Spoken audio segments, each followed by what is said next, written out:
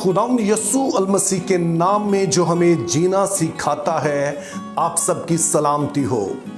आज का सवाल बड़ा दिलचस्प है, लेकिन जिसने भेजा है मेरे पास उनका लिखा हुआ नाम नहीं है। तो जिस किसी ने भी भेजा है मैं उनसे माजरत करता हूं, चूंकि मैंने सवाल तो लिख लिया लेकिन आगे मैंने नाम लिखना भूल गया। लेकिन मैं शुक्रगुजार हूं आपके सवाल के भेजने के लिए, चूंकि ये बड़ा ही एक अमली सवाल है, बड़ा प्रैक्टिकल क्वेश्चन है और आज के दौर में इस पे बात करना ज़रूरी भी है। उसका सबब यह है कि एक तरफ तो हम देखते हैं कि रिश्ते मिलना वैसे ही मुश्किल है और फिर कई गैर ज़रूरी वजूहात की बिना पर हम अच्छे रिश्तों का इनकार भी कर देते हैं, और दूसरी तरफ हम ये भी देखते हैं कि सोशल मीडिया के सबब से बच्चों के हाथ में अब मोबाइल है और वहाँ पर ऐसा बहुत कुछ कंटेंट मौजूद है कि जहाँ पर तमाम तर रिश्तों को रद्द किया जा रहा है, उनकी बेहुरमती हो रही है। तो इसलिए लाजम है कि हम बाइबल मुकद्दस की तरफ लौटें और देखें कि जब हमारे घर में किसी के लिए रिश्ता ढूंढा जाता है तो किन चीज़ों की ममानत है और कौन सी ऐसी चीज़ें हैं जो कि खुदा की नज़र में भली हैं। अब बाइबल मुकद्दस के बारे में कहा जाता है कि ये ग्रेजुअल रेवलेशन है कि खुदा ने हिस्सा ब हिस्सा और तरह बतरा कलाम किया। इसी तरह से बाज़ मौज़ूआत पर हमें तालीम भी स्टेप बाय स्टेप मिलती है। बाज़ चीज़ें ऐसी थी जिन पर शुरू में हमें पाबंदी नज़र नहीं आती है, लेकिन वक्त के साथ फिर उन पर पाबंदी लगा दी गई। अब जब हम बाग़ ईदन में पहली शादी होती देखते हैं, यानी आदम और हवा की, तो यहाँ दिलचस्प बात यह है कि खुदा ने पहले आदम को बनाया और फिर आदम ही में से खुदा ने हवा को निकाला और फिर वो दोनों एक बदन हुए। इसी तरह से अगला मरहला हम देखते हैं कि जब आदम और हवा के औलाद पैदा होती है तो बज़ाहिर जो लगता है कि इस औलाद ने आपस में ही शादियां की, क्योंकि किताब मुकद्दस हमें बताती है कि खुदा ने आदम और हवा को ही पैदा किया था, दूसरा कोई इंसान उस वक्त मौजूद नहीं था। और इससे ये बात रोज़े रोशन की तरह अय्या होती है कि जो आदम और हवा की औलाद हुई उन्होंने आपस में शादियां की। इसके बाद तीसरे मरहले में हम फिर मुकद्दस अब्राहम को देखते हैं कि जिन्होंने अपनी सौतेली बहन से शादी की, यानी कि सारा बीबी के बारे में हम जानते हैं कि अगरचे कि वो मुकद्दस अब्राहम के बाप की बेटी तो थी लेकिन उसकी माँ की बेटी नहीं थी, जिससे मुराद यह है कि मुकद्दस अब्राहम के वालिद ने एक से ज़्यादा शादियाँ कर रखी थी और उनकी एक बीवी में से मुकद्दस अब्राहम पैदा होते हैं और दूसरे में से सारा बीबी पैदा होती हैं।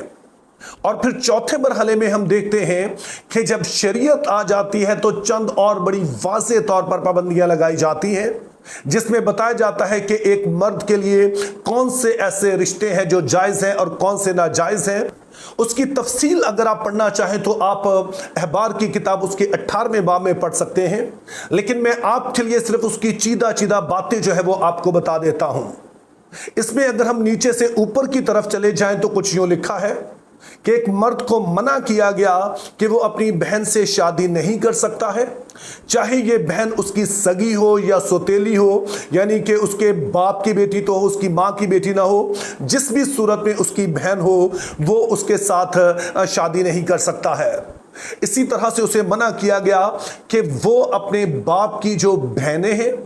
यानी कि जिनके साथ उसका फुफ्फी भतीजे का रिश्ता है, इस वाले रिश्ते को ममनू करार दिया गया। और साथ ही जो माँ की बहनें हैं, जो कि खाला भांजे का रिश्ता बनता है, इसको मना करार दिया गया। और उसके बाद जो दादा के रिश्तेदार हैं, यानी दादा की जो बहनें हैं जो दादी ही बनती हैं,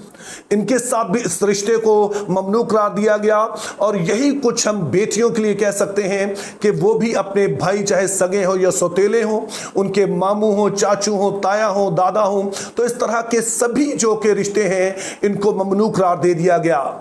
इसके बाद जो पांचवा मरहला आता है उसको हम कलीसियाई दौर कहते हैं। अब कलीसिया ने जहां बाकी सारी पाबंदियों को बरकरार रखा, उसके साथ इसमें 506 ईस्वी में एक इजाफा किया गया जब एक चर्च कौंसिल फ्रांस में मुनक्कद हुई और इसे काउंसिल ऑफ आगडे कहा जाता है, AGDE। तो इसमें कज़न मैरिज जो है उसे भी ममनू करार दे दिया गया। और इसमें ना सिर्फ फर्स्ट कज़न मैरिज को ही ममनू करार दिया गया, बल्कि सेकंड और थर्ड कज़न मैरिज जो है उसे भी मना किया गया। अब फर्स्ट कज़न से मुराद होता है कि जैसे मैं हूं और मेरे तायाजाद या चचाजाद जो बहनें हैं, ان کے ساتھ نکاح سے منع کر دیا گیا، تو اس کو ہم کہتے ہیں first cousin marriage. Second cousin marriage کا مطلب ہوتا ہے کہ جیسے میں اور میرا کوئی ایک چچا زاد بھائی ہے اور پھر آگے ہمارے بچے پیدا ہوتے ہیں، تو ان کی بھی آپس کی جو شادی ہے اس کو بھی ممنوع قرار دیا گیا، اسے سیکنڈ کزن میرج کہتے ہیں۔ اور پھر اس بات سے بھی منع کیا گیا کہ وہ لوگ جو آپس میں کزن ہیں، جیسے میں اور میرا چچا زاد بھائی ہیں اور پھر ہمارے بچے، ان کی شادی کو تو ممنوع قرار دیا ہی گیا، آگے جب ان کے بچے ہوں تو ان کو بھی کہا گیا کہ ان کے بھی آپس میں شادی نہیں ہونی چاہیے۔ اس کو ہم تھرڈ کزن میرج کہتے ہیں۔ تو کونسل آف آگڈر میں تھرڈ کزن میرج تک جو ہے وہ شادی کو ممنوع قرار دیا گیا۔ تو جب اسے ممنوع قرار دیا گیا تو اس کا بنیادی مقصد اس بات کو فروغ دینا تھا کہ تمام طرح کے لوگ آپس میں شادیاں کریں، تاکہ ایسا نہ ہو کہ صرف ایک خاص گروپ کے لوگ آپس میں ہی شادیاں کرتے رہیں اور اس طرح سے چرچ میں ڈویژن پیدا ہوتی رہے، بلکہ ایک یونٹی ہو اور سب طرح کے لوگ، مختلف طرح کے لوگ جو ہیں وہ آپس میں شادیاں کریں۔ اب میں شخصی طور پر سمجھتا ہوں کہ یہ ایک بڑا ہی اچھا فیصلہ تھا، جس کی وجہ سے آج ہم اپنے خاندانوں میں، مسیحی خاندانوں میں بہت ساری الجھنوں سے بچے رہتے ہیں، چونکہ یہ ایک ہماری سیکنڈ نیچر بن جاتی ہے کہ وہ ہماری جو چچا زاد، تایا زاد بہنیں ہیں، دراصل وہ ہماری سگی ہی بہنیں ہیں۔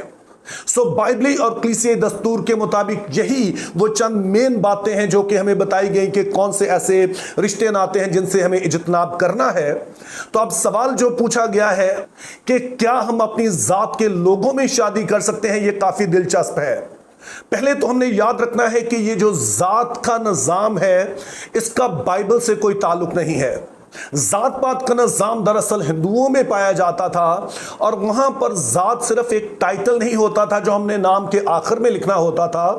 بلکہ ہندوؤں میں ذات کا مطلب ہوتا تھا یہ آپ کی پہچان ہے کہ آپ کا خاندان کا بیک گراؤنڈ کیا ہے، آپ کا پیشہ کیا ہے۔